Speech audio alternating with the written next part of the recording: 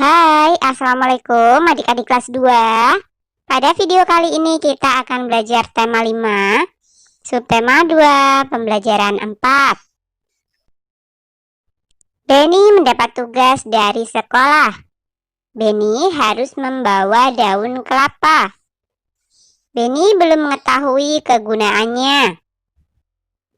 Ibu guru merahasiakannya.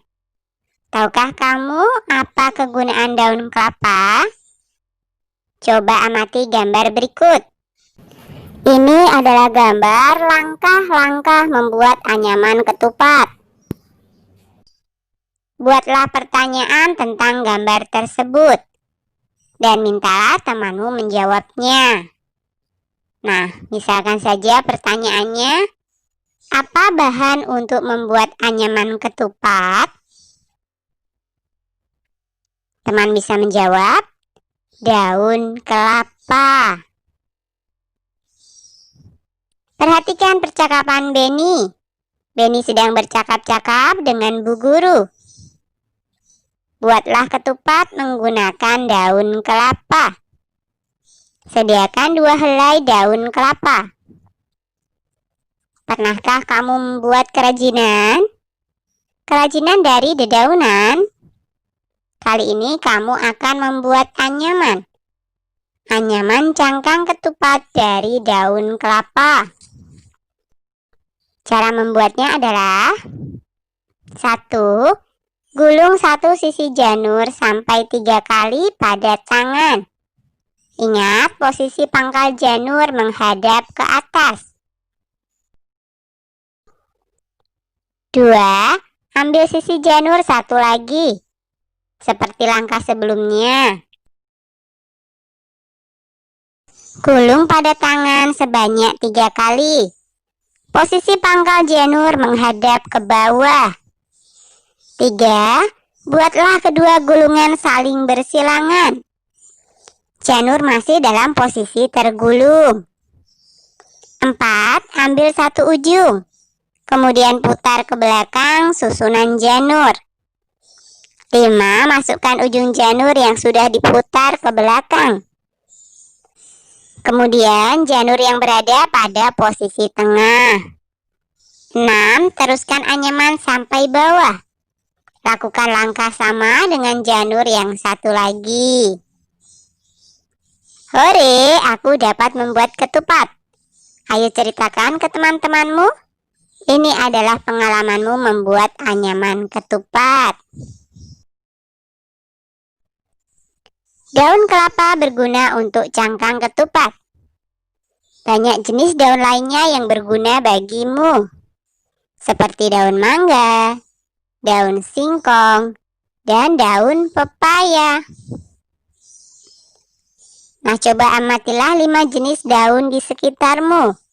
Ukurlah panjang tangkai daunnya. Nah, daun yang pertama adalah daun pohon pisang. Ukurannya 120 cm. Kemudian daun yang kedua adalah daun pohon mangga. Ukurannya 11 cm. Ketiga, daun jambu monyet. Ukurannya 11 cm. Yang keempat, daun pepaya. Ukurannya adalah 13 cm. Kemudian yang kelima, daun singkong. Ukurannya 17 cm. Nah, salin hasilmu pada titik-titik berikut. Ubahlah ke dalam satuan meter. Nah, tentunya kalian masih ingat kan? 100 cm sama dengan 1 meter. Yang pertama, 120 cm sama dengan 120 dibagi 100. Hasilnya adalah 1,2 meter. Kemudian yang kedua adalah 11 cm sama dengan 11 dibagi 100. Hasilnya adalah 0,1 11 meter. Kemudian yang ketiga, 11 cm. Sama dengan 11 dibagi 100. Hasilnya adalah 0,11 meter. Kemudian yang keempat, 13 cm. Sama dengan 13 dibagi 100. Hasilnya adalah 0,13 meter. Dan yang terakhir, 17 cm. Sama dengan 17 dibagi 100. Hasilnya adalah 0,17 meter. Benny telah membuat ketupat. Kemudian Benny mendengarkan guru membaca puisi. Puisinya tentang ketupat. Nah, coba temukan kosakata baru dalam puisi. Diskusikan makna kata berikut. Yang pertama adalah ketupat. Maknanya adalah makanan yang dibuat dari beras yang dimasukkan ke dalam anyaman pucuk daun kelapa, berbentuk kantong segi 4 atau persegi panjang. Kemudian direbus dan dimakan sebagai pengganti nasi. Kemudian yang kedua adalah opor. Maknanya gulai ayam atau itik berkuah santan kental. Biasanya berwarna kekuning-kuningan yang dimasak dengan rempah-rempah. Kemudian yang ketiga adalah santap. Maknanya makan dan minum. Nah, yang keempat, nikmat. Maknanya masakan yang enak dan lezat, membuat orang yang memakannya merasa puas dan senang. Kemudian yang kelima, gurih. Maknanya makanan yang enak rasanya, seperti ikan goreng. Nah, kamu perlu menguji hasil diskusimu. Caranya kerjakan latihan berikut. Petunjuk, temukan kata yang sesuai dengan maknanya. Yang pertama adalah memakan, meminum. Apa ya tadi? Iya, santap. Kemudian yang kedua, dibuat dari beras yang dimasukkan ke dalam anyaman daun kelapa. Betul, ketupat. Yang ketiga, enak rasanya seperti ikan goreng. Iya, gurih. 4. Gulai ayam atau itik dan sebagainya berkuah santan kental. Betul, opor. Dan yang terakhir, enak, lezat adalah nikmat.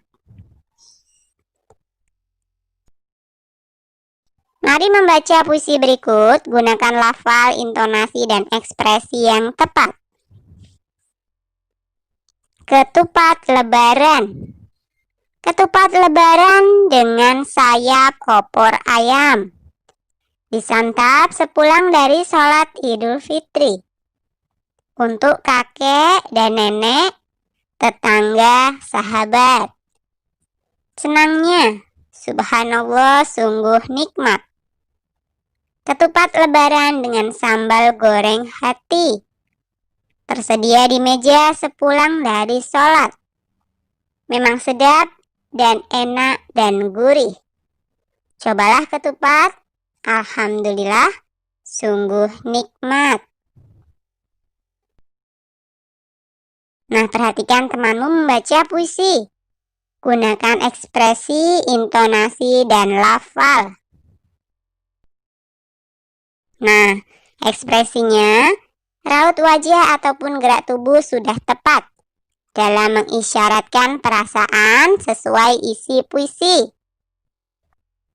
Intonasinya, perubahan nada tepatnya naik dan turunnya nada juga tinggi dan rendahnya suara sudah sesuai dengan penekanan tertentu. Sedangkan lafalnya, kata atau kalimat yang dibunyikan sedikit kurang jelas. Nah, itu hanya sekedar contoh penilaian ya. Kalian bisa menilai sendiri bagaimana cara teman kalian membaca. Nah, sekarang coba tulislah puisi tentang lingkungan. Nah, ini adalah contohnya ya. Lingkunganku. Lingkunganku dahulu rindang. Anak-anak sangat senang bermain di tanah lapang. Lingkunganku kini gersang. Pohon-pohon ditebang. Tidak ada lagi burung terbang. Tidak ada lagi tanah lapang. Tempat anak-anak bermain riang. Oke, sampai di sini dulu video kali ini ya. Sampai jumpa di video berikutnya.